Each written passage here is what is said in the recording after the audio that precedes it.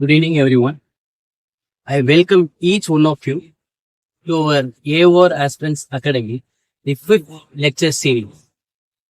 The topic for today is how to write examination. That is very, very important. But before going to the topic, our regular practice is to recite the prayer before we start this session. The prayer is to recite the preamble. Generally, we praise our mother India by reciting Janagana Mana. But I urge and I request each one of you to recite the preamble as our prayer, because by reciting the preamble, we can remember our forefathers, their objective ideals prescribed in the preamble, and we should see to that the dream come true. So I request each one of you to recite the preamble along with me. We, the people of India, having solemnly resolved to constitute India into sovereign, socialist, secular, democratic republic, and to secure all its citizens justice, social, economic, and political, liberty of thought, expression, belief, faith, and worship, equality of status and of opportunity, and to promote among them all fraternity, assuring the dignity of the individual and the unity and integrity of the nation.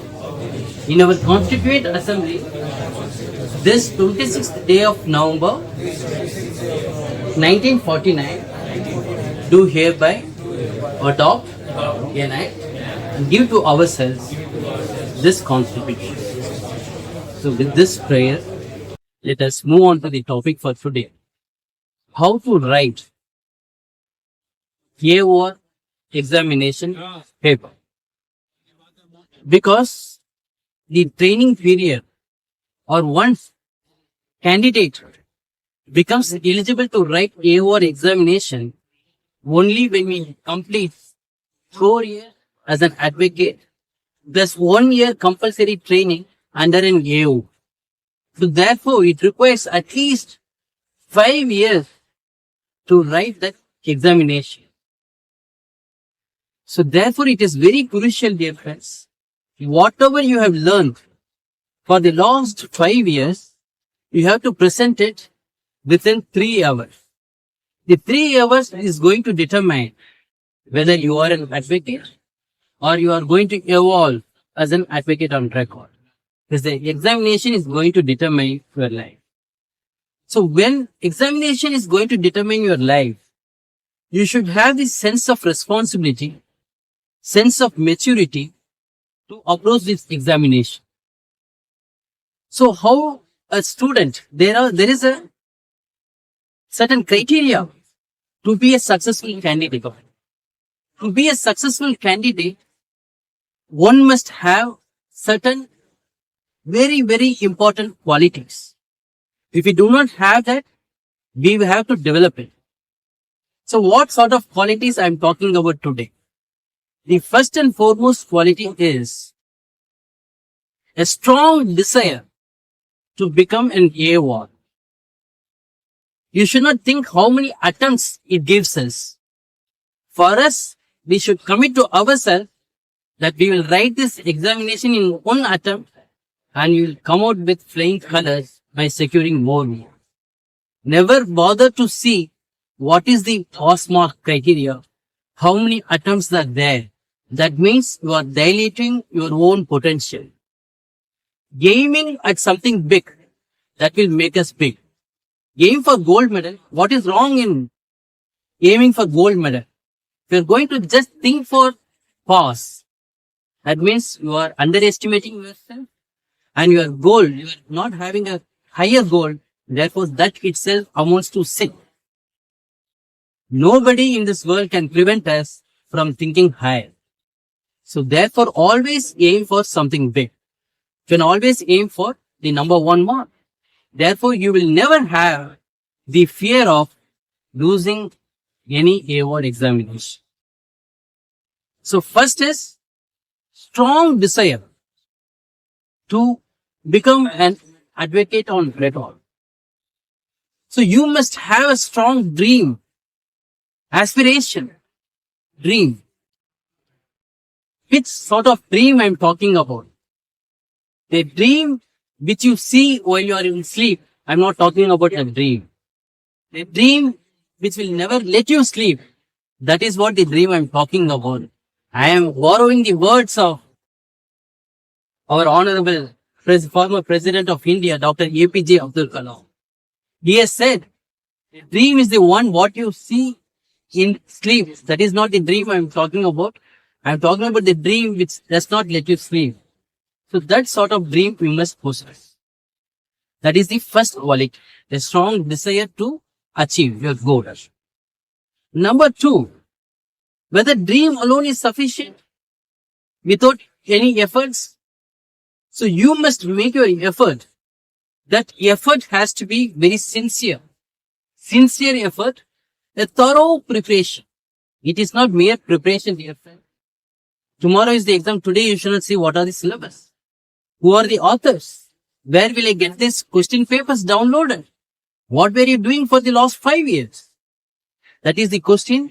Our conscience will stare at our face. Our question paper will stare at our face. To answer those questions, we must answer to our conscience by having thorough preparation. It is not a preparation, it is a thorough preparation. Once you have strong goal to achieve, coupled with thorough preparation, will blossom to confidence, self-confidence. You will not get self-confidence when you don't have these two qualities dear. So strong desire plus thorough preparation will give you self-confidence. So therefore, with this self-confidence, when you enter the examination hall, that means half done, well started is half done. Once you have the self-confidence, it means that you won the examination before even you have started. So therefore, self-confidence, you will get it. So with this self-confidence, you go to the examination hall. So once you enter the examination hall, you have to be present at least half an hour before the examination or 45 minutes before the examination. Reason is to avoid unnecessary disturbance to ourselves. Reason is we may commit by metro or we may commit by car. We may expect it will take only half an hour. But if there is a breakdown, unnecessarily you will be troubled. So you see to that you 1 hour before or 45 minutes before you reach the venue. Therefore you have a peace of mind. Therefore your complete composed mind you get. Therefore you can apply completely your mind to the examination stencil. So therefore once you reach the venue on time, once you have all your pen, everything, alternative pens, everything, pencil, sharp pen, everything is available, then you will qualify as a good candidate.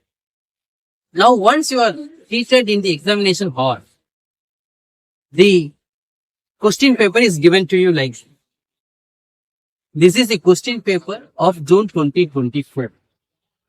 Once you have received the question paper, what you need to see, what you need to do, that is most important. First and foremost is you will see what is the question paper, whether does it deal with a subject what we have read, and how many marks it carries. Thereafter, you here in 2024 practice and procedure which I am carrying today, it has got 2 parts. Part 1, each question carries 10 marks. Therefore, they have asked us to write 5 questions out of 6 questions. So each question carries 10 marks, therefore it comes to 15. Now moving on to the part 2. They have asked us to write only 10 questions out of 12 questions. Each question carries 5 marks. So 10 questions multiplied with 5 questions, 5 marks each, it comes to 50 marks. So total 100 marks. So now you have seen the pattern. See, this is not, the pattern will never remain same. That will change. Therefore, the time allocation should also change according to the pattern. So once this is given, first and foremost, you must have a roadmap for 3 hours. Time management, I'm talking about time management. The time management is, if this 3 hours is there, and this 3 hours is going to determine your hard work that you put in for the last 5 years, it has to be utilized fully. And you have to see to that you need to complete the paper before 10 minutes. If it is 3 hours means by 2 hours 50 minutes, you have to complete the paper. Preferably 2 hours 45 minutes. You will have 15 minutes balance to check whether you have written everything to have a peace of mind. So this is how you have to do it. If it is part 1, part 2 carries equal mark, that means 1.5 hours for part 1, remaining 1.5 hours for part 2. I have divided that. I will give you how to do that. See, part 1 is 10 to 11:30. I have given it for 3 hours minus 15 minutes. You can do that. So 1 hour 30 minutes means 90 minutes. So for part 1, it is 90 minutes. For part 2, it is 90 minutes. That means you have to take only 18 minutes for each question. 10 marks, 18 minutes into 5 questions equivalent to 90 minutes. With respect to 10 marks, that is 7.5 minutes each. Therefore, you can write questions and then give the answers. So this, unless and until you don't have the time allocation difference, and there are many candidates, they come out with a normal answer by saying, sir, we knew all questions. We knew the answers also, but we didn't have time to write because the paper was so lengthy. Therefore, I was unable to manage. That means, that shows that you are not thoroughly prepared. You must always, if you are allocating a time for 15 minutes, if it has gone up to 20 minutes, you have to cut short immediately. And in the next question, that you have to cut short to 10 minutes only or 15 minutes, you have to adjust. Right? Adjust as per your time. That is very, very important. And make sure that you complete the paper 15 minutes before the exam gets over. Unless and until you don't do this roadmap or time limit, it becomes very difficult to clear the examination. This principle does not only apply for our year examination, for any examinations. Consider you are applying for district judiciary, civil judiciary, or for UPSC examination, any examination, law examinations, time management is important. Now next, how will you talk to the examiners? You cannot go and talk to the examiners by saying, sir, I have prepared for 5 years. My mentor was teaching me so well. Therefore, I had some trouble on the day. Therefore, I could not write it properly. You cannot tell to the examiners personally. It will amount to malpractice. So how will you communicate to your examiner? Your paper will speak on your behalf. So therefore, how your paper will speak? If you consider it seriously, if you are going to write all the questions, and if you are going to write neatly, neat and legible, because somebody has to read. Sometimes when we write also, once again if you are asked to read, we have some doubt about what we have written. So if you are making the examiner tough to correct your paper, that means you're going to get tough marks. So make the job of the examiner very easy. So write neatly and legibly. That is very important. Thereafter, don't write it in paragraph wise. Nobody is interested in writing paragraphs. Even you will consume more time and then paragraphs that will irritate the examiner. So how to write? You write as much as possible, you try to give the headings to what you are going to talk about or what you are going to deal with. Headings, subheadings, and everything must be in point wise. If you are going to write it in point wise, that means more number of points carry more marks. If it is 10, if it is for 10 marks, going to write 12 points. That means the examiner is satisfied with your answer. Right? So, point wise must be written, dear friends. Next is, whatever the key points that you write, those key points should be underlined. How to underline? Now the question comes, whether to underline those key points at the end of the examination or for every point that you write, or once you complete the first page and turn to the next page, can you underline? So I applied by doing it that I underline once the page number 1 is over. Before turning to the second page, I knew what I have written. I immediately underlined with pencil by using scale also. I kept it everything ready. I used it, the key words. And then when you go to the second page, when you complete the second page, please underline. Don't try to underline without scale because that becomes very difficult. And don't try to underline at the end of the examination. You will not understand which is important, which is unimportant because you have written so much. You would have forgotten what you have written in the first page.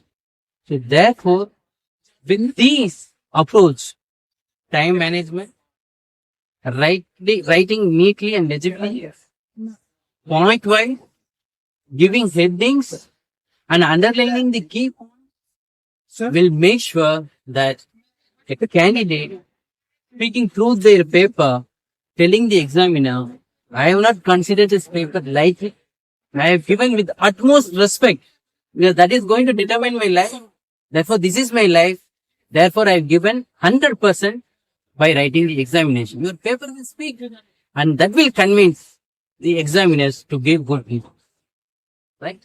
So, this is what approach of a candidate must be towards the examination, any examination that is. In Tamil, sir, there is a Tirukural. Tondrin, I will tell it in English also. Tondrin புகழோடு தோன்றுக அக்திலா தோன்றலின் தோன்றாமை நன்று. What does it mean? Thiruvalluvar has said, if you are appearing anywhere, if you are delivering a lecture, give a best lecture as if it is going to determine your life, as if you are going to deliver a lecture at United Nations. If you are arguing a case before the court, you are making your appearance. Make the best appearance. If you are writing an answer paper, make a best appearance in the answer paper. You will never get a second opportunity, dear friends.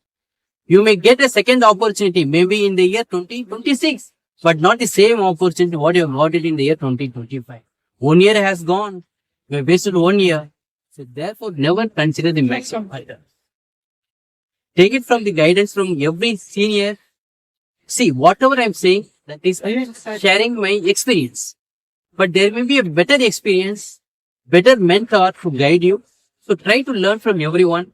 There are video series available even in the Supreme Court website itself. Because for the last many years, advocate on record examination being conducted and every subjects are being assigned to the senior advocates. They have taken beautiful class with their maturity, with their experience. They have delivered what is the real expectation from the candidates. It is everything available in the website. Please go through everything. Be a student of the university of the universe. Because the education does not stop within the four walls. It starts only outside the four walls. So be a good student. Therefore, you can learn many things. So with this approach, with this sense of responsibility, with this sense of maturity, we will approach this today's topic. The topic is how to write a work examination. More specifically, with respect to writs, since we have covered topic writ under Article 32 of the Constitution of India, I said that on the last session that I will take up one question with respect to any writ questions are concerned, then I will try to answer that question. Dear friends, I am reading the question Advocate on Record Examination, June 2024. Paper 1, Practice and Procedure. Answer any 5 out of the 6 given questions. I am reading 6th question, dear friends. This is very, very important. Let me read it. Let me tell you the facts and let me tell you how to approach this question. Question number 6 says, your client's son who was taken into illegal custody of the police. Your client's son, otherwise I will give me explanation in brief and then I will read it. It will be easy for you to understand this. The question goes like this. It is your client's son was taken by the police, was illegally detained by the police. The very next day, he was he was dead and his dead body was found in the railway track near the police station. Mother was shocked. Yesterday, her son was taken by the police, but today he was found dead, lying in a public place. Now she is aggrieved. So what? Now she is aggrieved on 2 grounds. One is she has lost her son. Aggrieved, irreparable loss. Number 2, she wanted to teach a lesson to the police officers. Because police officers who is supposed to protect the prisoners, under trial prisoners, they have caused the death, therefore they are responsible, so therefore they should be punished. These are the 2 things that she wants. Now the question goes like this. Number 1, what sort of proceedings that she can prefer? What sort of proceedings that she can prefer? Number 1. Number 2, what sort of relief that you will seek from the court? These are the 2 questions. Now let me read. Your client's son, who was taken into illegal custody of the police, and he was found dead on the railway tracks close to the concerned police station. Your client is not only aggrieved by the custodial death of her son caused by the agency of the state, but also wants the courts to take to task the police by granting appropriate relief to her for the tragic death of her son. Now the question begins. Facts is over. Question begins. First question is, what would be the appropriate proceedings before the Supreme Court in this case? What would be the appropriate proceedings before the Supreme Court in this case? 2. Second question is, what relief would you claim on behalf of your client? What relief would you claim on behalf of your client? Number 3rd sub question is, give reasons illustrated by applicable case law on basis of which the Supreme Court would grant the relief prayed for by your client. So there are 3 questions, dear friends. One is what sort of relief, what sort of proceedings that you initiate. After initiating the proceedings, what sort of relief that you will seek. And always the 3rd is precedent. What is the precedence with respect to the given case?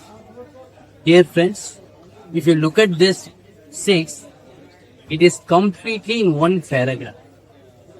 So you must have a short mind to dissect it and to see to that you are going to write answers to those three questions.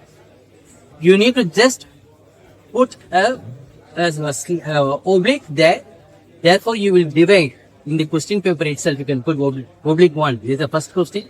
This is the second question. This is the third question. Therefore, you will be answering to those questions by giving subheadings. Clear? Now the question is staring at our face. These are the three questions. Now you have already known the basic facts. What was the basic facts that you know already? Article 32 is itself a fundamental right to approach the Honorable Supreme Court for violation of any of the fundamental rights guaranteed under Part 3 of the Constitution. So that is what we have read. So you can seek your remedy by way of seeking orders or directions in the nature of writ of habeas corpus, mandamus, prohibition, certiorari or quo warranto. It depends upon the facts to facts. So you know the relief also it is provided under 30. Now how will you write? That is very crucial. How my approach would be is first we will put a question. Question number has to be written within the margin. And whatever the bullet points that you give, pairwise points, that has to be within the margin. So therefore you should not create a confusion that your subheadings or your bullet points, whatever, that should be within, not outside. Outside you will find only the question numbers. Don't do that, okay? So within the margin, what you will write? First you will say, number 1, inside. What is the appropriate relief? You will just literally type out what is given in this. The appropriate proceedings before the Supreme Court. The appropriate proceedings. Now you will write, number 1. Our Constitution of India, under Part 3, it has guaranteed fundamental rights to the citizens, persons in this country. Now, this given case is pertaining to the illegal custody. That means, in my understanding, it is a violation of Article 21 of the Constitution of India. Second point is, it is a violation of Article 21 of the Constitution of India. Third point, Article 21 of the Constitution of India, which says, no person shall be deprived of his life or personal liberty except according to the procedure established by law. Right? So that you must reproduce. Now you have established, yes, under Part 3, 21 provides you the right. Number 3, as per the given case, there was illegal detention which led to the death. So therefore, his personal liberty was taken away at the first instance. Second, which has caused his life also. Therefore, a gross violation of Article 21 of the Constitution of India. So, if this being the position, I would advise my client to prefer a writ petition under Article 32. The fifth point would be Article 32, which guarantees the right to move the Supreme Court by appropriate proceedings for the enforcement of fundamental rights guaranteed under Part 3. So you will reproduce Article 32 Clause 1 of the Constitution of India also. Therefore, in light of the aforesaid circumstances, I would advise my client to prefer writ petition before the Honorable Supreme Court. This is the answer that you would give for the sub-question 1 in question number 6. Because you have satisfied Where is your right flows from part 3, under which Article 21, right to life and personal liberty, that is being taken away or violated. Therefore, you have got a remedy under 32 clause. Okay? Now, coming to the second question here, and you will be underlining those. Article 21, you will be underlining. Article 32, part 3, right? Everything is underlined. Now, examiner is very happy with your performance. Now, let us move on to the next question, sub question. Be patient. What would be the appropriate proceeding before the Supreme Court in this? According to me, now two things has happened in this case. One is she has lost her son. Second thing is police has acted beyond their jurisdiction, therefore punishment is to be given. Both criminal proceedings should be initiated. Once that is done, disciplinary proceedings will also be initiated. So they need to be taught a lesson. Therefore, other police officers should not do or commit in a similar manner. Number 3, mere sending the police officer behind the prison, that alone is not sufficient. Because mother is dependent only on the son. Son was the only breadwinner of the family. So now, what about her livelihood? Therefore, some sort of compensation to her livelihood, that can also be sought. So this is a rough idea there. So therefore, first appropriate relief would be number 1. You can even give explanation. You may be right, you may be wrong in your answers. But how do you justify your answer? They will check that also. It's not mere illegal detention, it's a writ of habeas corpus. You may write writ of mandamus also, but how do you justify it? That matters a lot. There is no right answer or wrong answer. According to you, if you feel that this is what applies, you justify on what basis you are giving the answer. That justification is good. Most welcoming one. For example, there are 9 judges bench deciding a judgment. 8 judges holding that different view. One dissenting judge taking a contrary view. But still, they are justifying the reasons why I am contradicting from 8 judges. Very recent matter with respect to the mines and minerals, whether tax and royalty, where 8 judges has given a majority view. But minority view, that was from Honorable Justice B.V. Naharatna ji, has taken a contrary view, but with justification, with their own reasons. That is how in a democracy, dissenting judgment might be dissenting judgment at one point of time in ADM Jabalpur, but it is overruled. So therefore, dear friends, you should have right to freedom of speech and expression, not only outside but also even in the answer paper. You can establish that. Right? Now let me move on to first relief. What I would write in your place.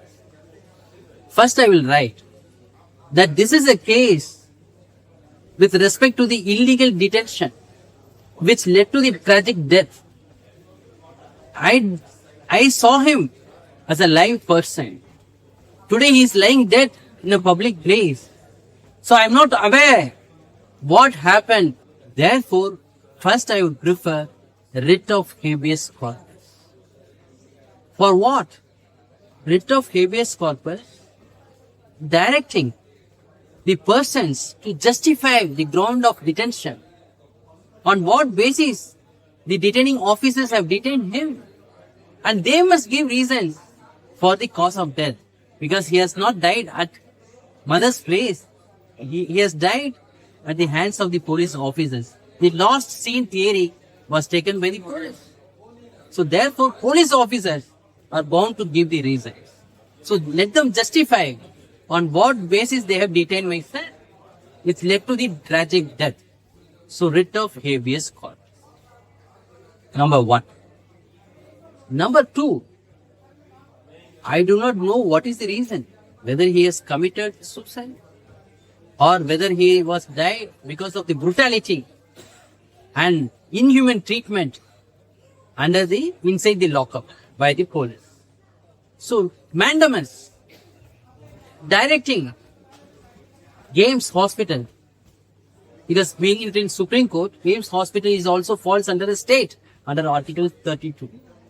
So writ of mandamus directing the independent hospital like AIMS to conduct the post-mortem and give a report as early as possible. Number 2. Number 3, writ of mandamus, seeking a writ of mandamus, directing the state government to grant suitable compensation, though there cannot be a money replacing the precious life. But still, motor vehicle accident says you can be compensated in terms of money. So they will determine how much he has earned during his lifetime. What was the age? So therefore compensate me. I don't have anybody. My livelihood is at stake. So compensation by way of writ of mandamus. Then what else we can seek the relief? One more relief which is important. We are making allegations against the police officers. If you are making an allegation against, say, A or B, police officers will investigate. But when I am making an allegation against the police officers, and if they are going to conduct investigation on their own, how will be the report? We all know that. Prejudice report, biased report. Therefore, I want independent agency to look into the matter. Therefore, writ of mandamus directing the CBI to investigate the matter against the commission of the offence. So I have sought 4 reliefs, dear friends. One is writ of habeas corpus, seeking the reason from the detaining officers to justify the ground of custody. Number 2, mandamus directing the hospitals, that is independent hospital like AIMS, to submit a post-mortem report. Number 3, directing the CBI, because the involvement of police officers are concerned. So directing the CBI to investigate the matter and submit a report. 4th is writ of mandamus directing to pay compensation. So when you are going to justify with your reasons by these appropriate reliefs, definitely the examiner will get satisfied with your reasoning count, analytical thinking. So this is what the relief is concerned. Now, we have successfully completed the first question, appropriate relief under 32. What sort of relief that you are going to seek, that is also complete. Now, what is left? Precedents are left. What are the earlier cases that was decided on these points? Dear friends, for your kind attention, I tell you, it is not the imaginary case that they have given. It is a case given without disclosing what is the real name of the case. Already decided, judgments were pronounced by the Honorable Supreme Court. So therefore, if you were aware about the judgment, you will be in a position to write this paper. So what I made a research yesterday, similar to this case, I found one similar judgment. What sort of judgment is that?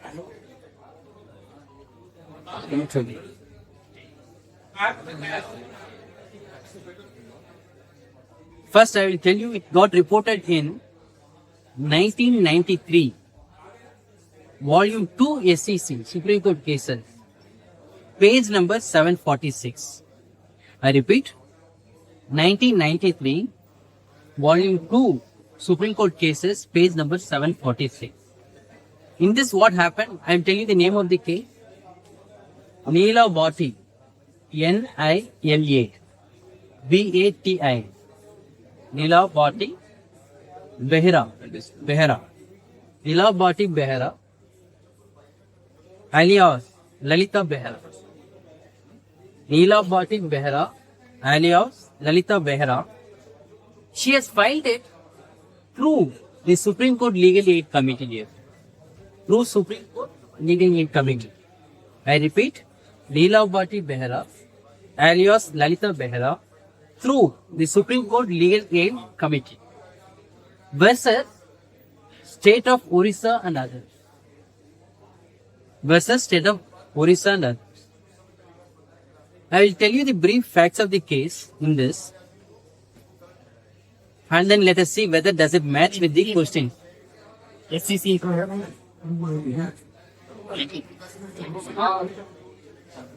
1993, Volume 2 SEC, page number 746.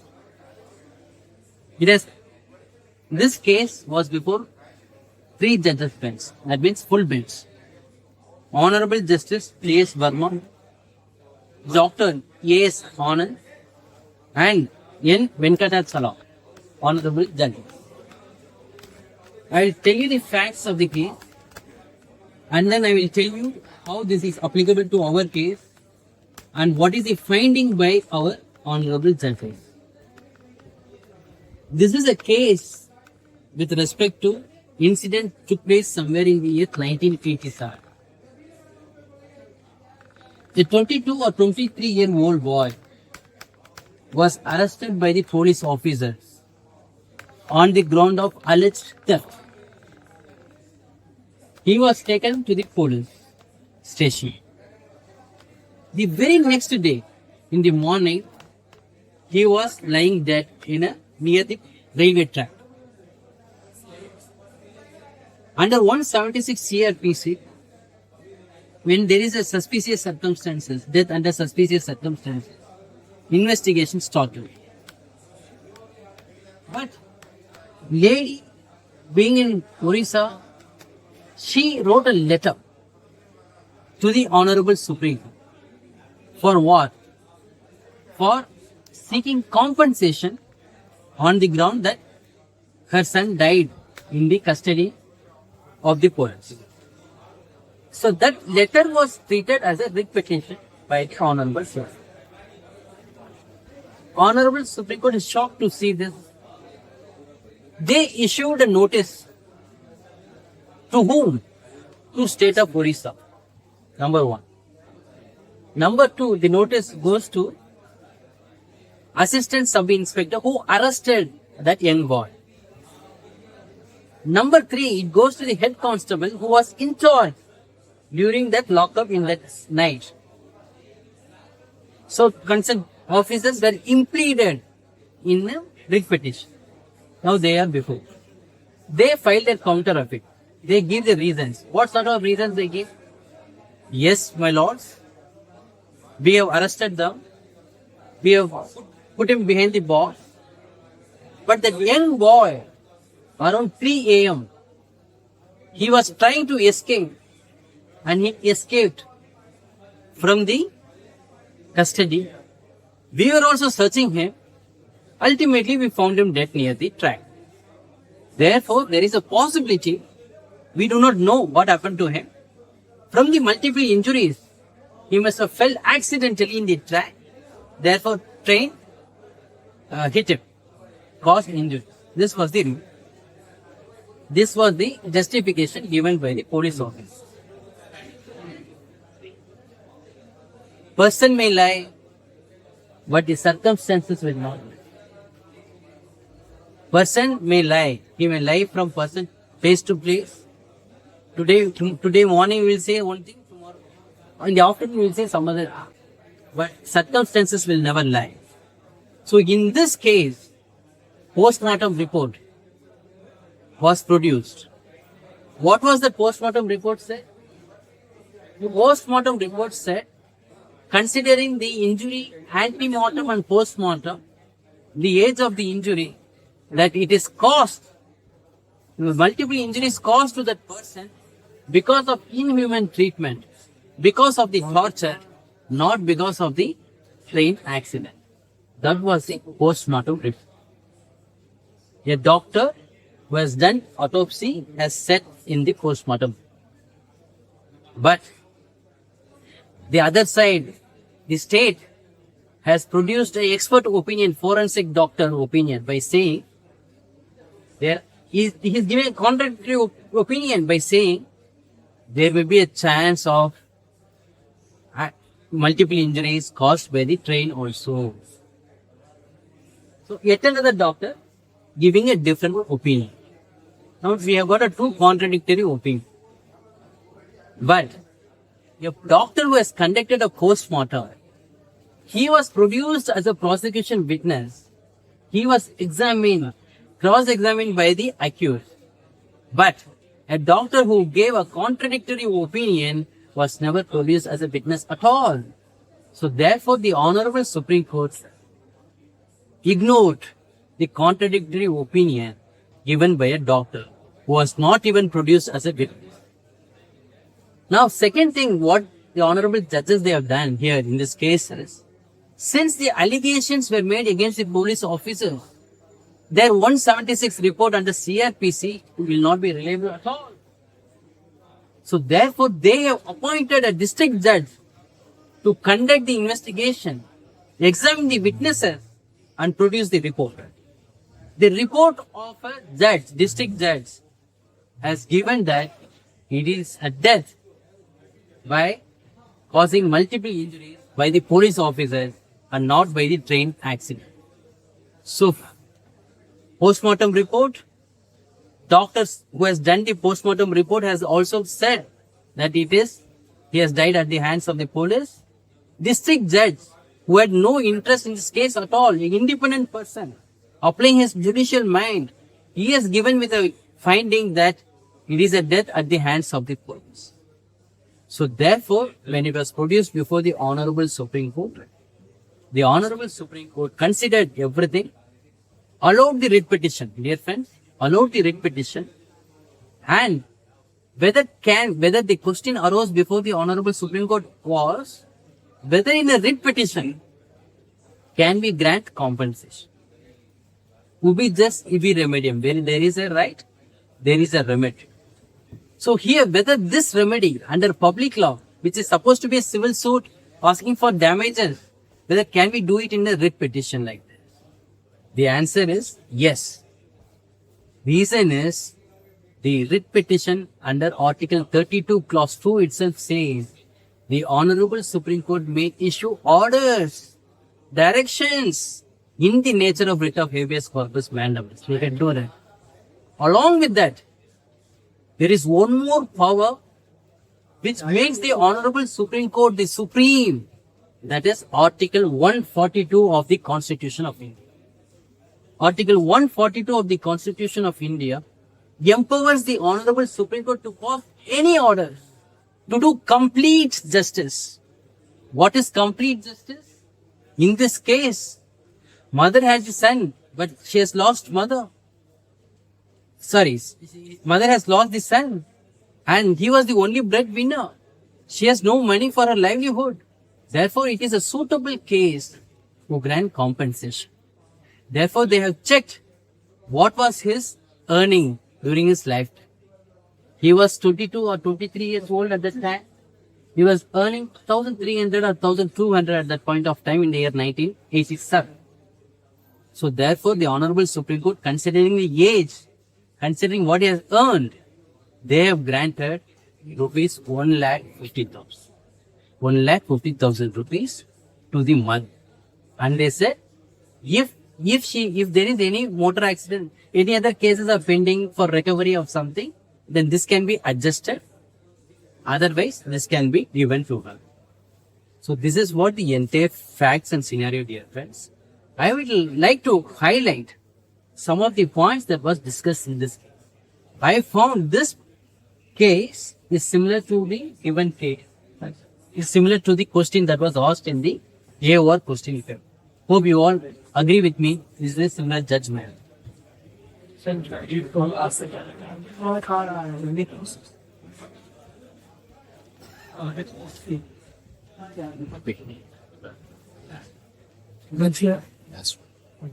Now, I'll read very crucial points here. Dear friends, judges, they deliver a judgment based on the records available. Right? Who will produce these records? It is the advocate who has to get records from the concerned clients and see to that all relevant materials are produced before the Honorable Supreme Court. Therefore, the Honorable Supreme Court is apprised with all the facts and then they can render judgment effective. So, as I already said, when there is a timely justice, speedy justice, quality justice, advocates like us, we play a very, very vital role in dispensation of justice. We must understand our responsibility. We are in the apex court, highest court of the land. When it is a district court, we can move to the high court. When it is a high court, we can move to the Supreme Court. But when we are in Supreme Court, which court is left out now? So we have to be extra diligent, vigilant, and we have to be updated with the latest developments. Therefore, we take out all possible points in the given case. Now coming to this point, Honorable Justice Verma and Justice Venkatachala, Honorable Judges, they have written by point wise. I would like to highlight certain points. The point number 1, the admitted facts, please keenly observe, dear friends. The admitted facts are that deceased was taken in police custody. He was found dead the next day on the railway track without being released from custody, and his death was unnatural, caused by multiple injuries sustained by him. The burden is therefore clearly on the respondents to explain how the deceased sustained those injuries which caused his death. Unless a plausible explanation is given by the respondents, which is consistent with their innocence, the obvious inference is that the fatal injuries were inflicted on the deceased in police custody, resulting in his death, for which the respondents are responsible and liable. A reappraisal of the evidence adduced at the inquiry conducted by the district judge, taking into account the circumstances, supports the conclusion reached by the district judge that it was a case of custodial death and the deceased died as a result of the injuries inflicted on him voluntarily while he was in police custody. Therefore, the conclusion of the district judge is affirmed. So they have reappreciated and they have come to the conclusion that what the district judge said is correct, and they have affirmed that it is a custodial death. The opinion of the professor and head of the Department of Forensic Medicine, who was not examined as a witness, is not of much assistance and does not reduce the weight of the testimony of the doctor who conducted post-mortem and deposed as a witness during the inquiry. The opinion was cryptic, based on conjectures for which there was no basis, and said nothing about the injuries being both the antemortem and post-mortem. How the contradictory opinion given by a doctor who was not produced before the inquiry was rejected by the Honorable Judge. Now, with respect to the 176 report, an inquiry under Section 176 of Criminal Procedure Code is contemplated independently by a magistrate and not jointly with a police officer, when the role of the police officers itself is a matter of inquiry. Therefore, the joint inquiry report in this case cannot be said to have been made under 176 CRPC and cannot be relied on as a statutory report relating to the cause of death. Number 2, the liability of the state of Orissa in the present case to pay the compensation cannot be doubted. And they discuss about how, with respect to the monetary compensation, it is this principle which justifies award of monetary compensation for contravention of fundamental rights guaranteed by the Constitution, when that is the only practicable mode of redress available for the contravention made by the state or its servants in the perpetual exercise of their powers and enforcement of the fundamental rights is claimed by resort to the remedy in public law under the Constitution by recourse to Article 32 and 226. This is what was indicated in Rudul Saw. See, the honorable judges rely upon one more precedent judgment, that is Rudul Saw, and is the basis of the subsequent decisions in which compensation was awarded under 32 and 226. So Rudul Saw has laid down a law in which compensation was awarded by the judges in a writ petition. Therefore, that is being followed. Subsequent.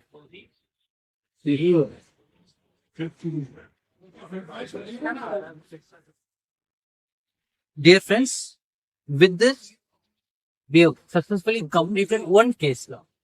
And one more important case law that you all know, that is DK Bosu versus State of West Bengal. DK Bosu versus State of West Bengal. This is a case with, they have caused several directions. The Honorable Supreme Court has come out with several guidelines with respect to custodial violence, including torture, rape, death in police custody, or lockup. So, what sort of directions they have given and how they have said with respect to the prisoner's rights. We have already discussed from the lecture number 2, 3, and 4, and we have taken several case laws like Saul Subraj versus Central Jail, Sunil Batra case, Sunil Batra number 2, in which the Honorable Justice Krishna Iyer has beautifully said about the valuable right of the prisoner. I would like to say what Justice Krishna Iyer said in this context. The Honorable Justice Krishna Iyer has said, the prisoners are also the persons. Prisoners are also the persons. They are not animals. Once you have put them in jail, it does not mean that they have given a farewell to their fundamental rights. Even the prison is constructed by stones of law. We look at only stone.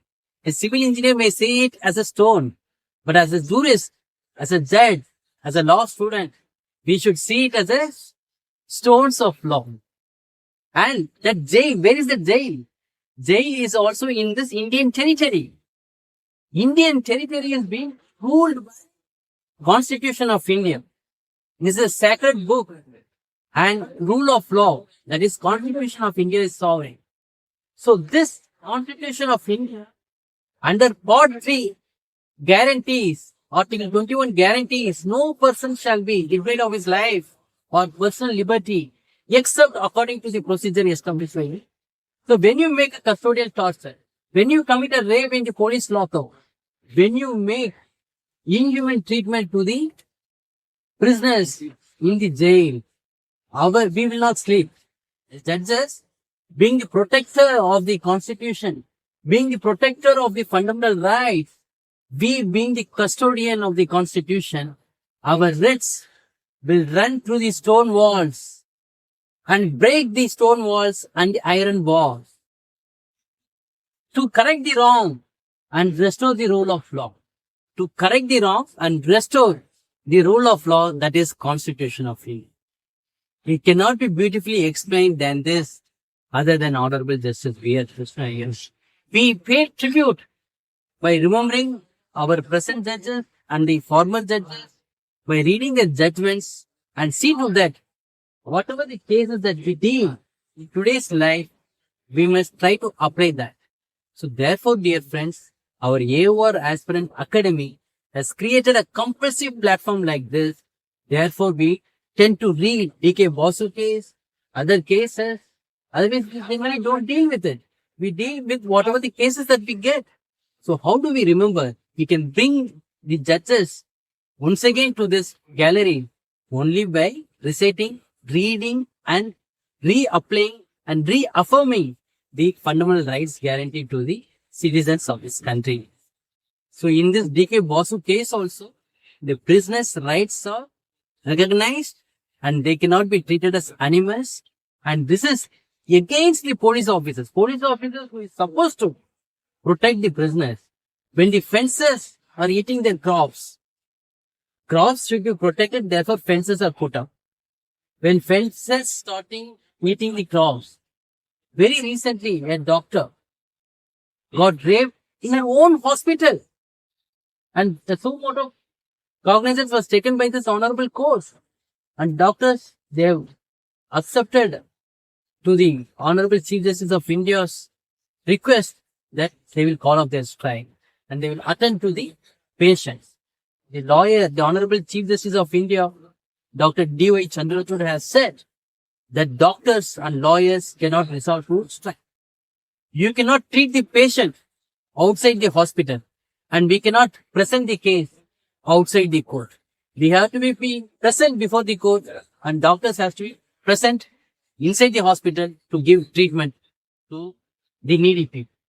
So in this set of guidelines, let us go to D.K. Basu versus State of West Bengal, in which the Honorable Supreme Court has given several directions.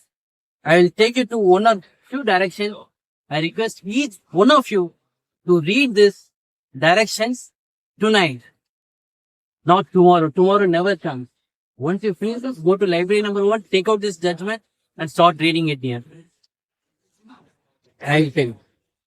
1997, Volume 1 SEC. 1997, Volume 1 Supreme Court Cases, page number 416. Page number 416. Honorable Justices, Honorable Justice Kuldeep Singh and Honorable Justice Dr. A.S. Anand. If you remember, dear friends, even in the previous case, Honorable Justice Dr. A.S. Anand was part of the bench. Here it is a subsequent judge. D.K. Basu versus State of West Bengal. Number 1. It is therefore appropriate to issue the following requirements to be followed in all cases of arrest or detention till legal provisions are made in that behalf as preventive measure. 41 capital A of CRPC, many amendments are made based on this judgment here.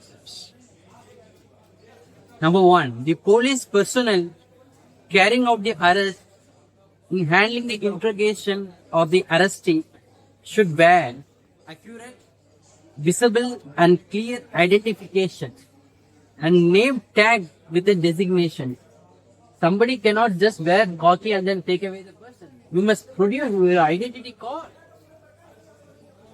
And what is the designation?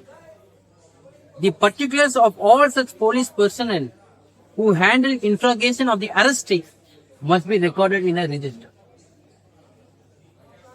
Number 2, that the police officer carrying out the arrest of the arrestee shall prepare a memo of arrest at the time of arrest, and such memo shall be attested by at least one witness who may be either be a member of the family of the arrestee or a respectable person of the locality from where the arrest is made. It shall also be countersigned by the arrestee and shall contain the time and date of the arrest. Number 3, a person who has been arrested or detained and is being held in custody in a police station or interrogation center or other lockup shall be entitled to have one friend. Who is that friend? You may determine. Shall have one friend or relative or other person known to him or having interest in his welfare being informed as soon as practicable that he has been arrested and is being detained at a particular place, unless the attesting witness of the memo of arrest is himself such a friend or the relative of the arrestee. So the directions goes like this, dear friends.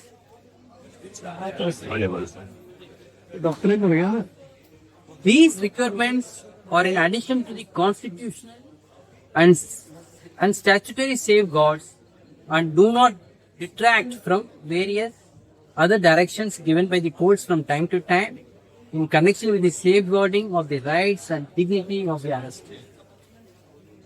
So with this, dear friends, let me go back to the 1949 or 1946 to 1949, when during the Constitution Assembly debates, once it is already drafted everything, whether this Constitution of India book, this is a sacred book, which is entrusted all the fundamental rights to the citizens of this country, including the fundamental duties. Whom to entrust this book? Either to the legislature or to the executive.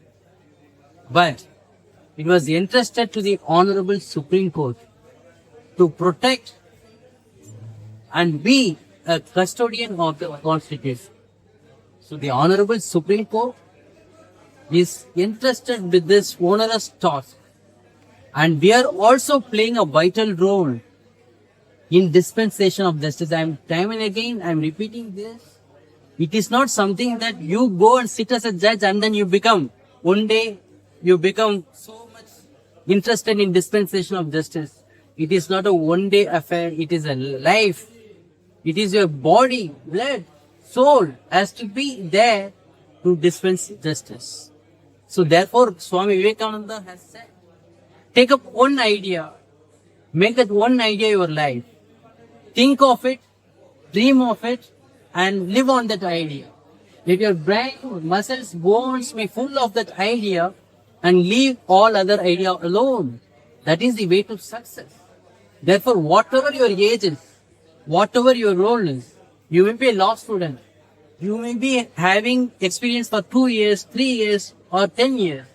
Whatever you are, please feel, have the responsibility that this constitution, you are also part of the system and you are assisting the honorable courts in dispensation of justice.